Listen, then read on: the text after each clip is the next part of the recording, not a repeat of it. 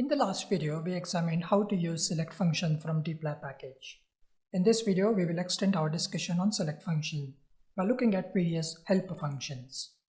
Helper functions are used in conjunction with the main function to provide more options and flexibility in the usage. These helper functions select the column names by matching the patterns in their names. If you are interested in learning more on all these selection helpers, you can visit the URL dplyr.tidyverse.org/reference/select.html. The link you will find in the description. In this video, we will handpick some very important selection helpers that are frequently used in the analysis. So let's load the tidyverse package and get started with the first helper function. The first helper function we are going to look at is starts_with. This function selects the variable that starts with exact prefix. Please note all the helper functions are used inside a main select function. So select function, then name of the dataset, and we want to select all the variables whose names start with prefix A. And if I execute this, you can see that in this dataset, there is only one variable whose name starts with A, and that variable is shown as an output. We have starts with, and we also have ends with. Ends_with selects the variable that ends with exact suffix. We will select the variables whose names end with suffix t, and we got two such variables. As you can see, drat and wt. These two variables end with suffix t and they are shown in the output. The next helper function we have is last_call. This function selects the last variable in the dataset. So which one is the last variable in empty cast dataset?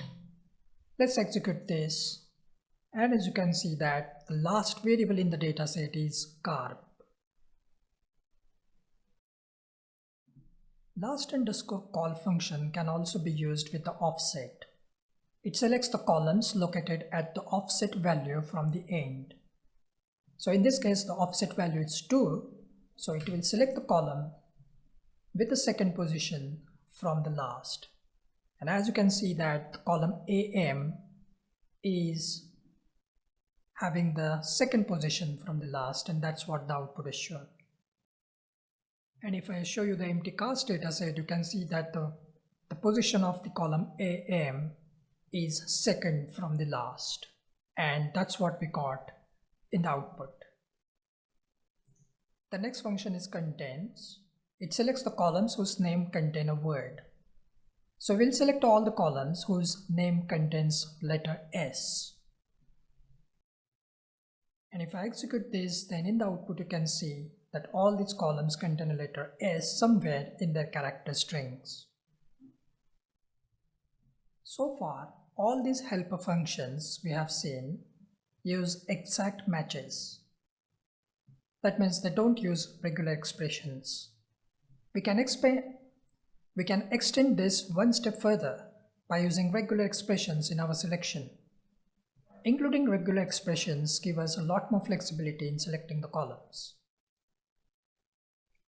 The match function can use regular expression. So here is an example. The cap and dollar symbol that you see represent the start and end of the string respectively, and A to Z in the square brackets and the numbers in the curly braces means any lowercase alphabet sequence having length between 3 and 5 to be selected. So after we execute this expression, we should get all the variables whose names are written in the lowercase having length between 3 to 5. The next one is a where function. It applies a function to all the variables and selects those for which the function returns true. Now this is a bit tricky, but very useful function. I use it when I have hundreds of variables in the dataset and I want to select the variables based on their specific data types. Factors, character, numeric, etc. So in that case, I would use where function to select only character variables from the dataset. And if I execute this, apparently you can see in this dataset we do not have any character values. So 0 columns are written as an output. We can also use conditional statements along with the helper functions. Here is an example. I'm using an OR operator to select either of these variables that matches the selection criteria.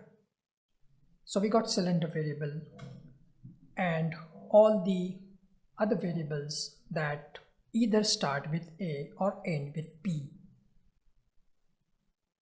Fine, so we have come to the end of the video. I'm sure this video and the last one would have exposed you to various options of selecting the variables from the dataset.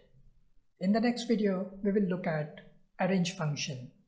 See you till then, take care.